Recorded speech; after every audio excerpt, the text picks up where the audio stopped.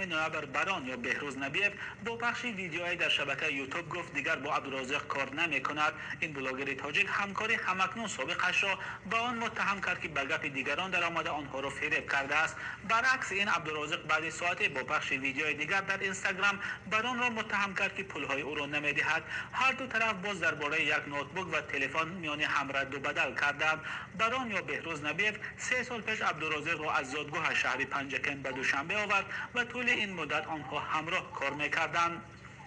بران گشته و برگشته درباره آن میگفت که عبدالرازق را از زادگاهش آورده در پایتخت برای مشهور شدنش کمک کرده است. عبدالرازق باشد میگفت که بران 1 میلیون روبل او را از خود نموده است. رد و بدل این دو بلاگر شناخته واکنش‌های زیاد را در شبکه‌های اجتماعی به میان آورد. گروه عبدالرازق را برای آن کوشش کردند که پاس خاطر کمک‌های بران را نکرده است، اما گروه دیگر از بران تنقید کردند که از عبدالرازق به حیث منبع درآمد استفاده برده است. عبدالرازق که 1 متر قد و 17 کیلو وزن دارد با سرودخوانی خود در شبکه‌های اجتماعی معروف است. شهرت عبدالرازق بعد از آن در دیگر کشورها از جمله روسیه زیاد شد که خواستند جنگی او و یک همتقدیرش حزب الله را تشکیل نمایند. عبدالرازق حالا در دبی است.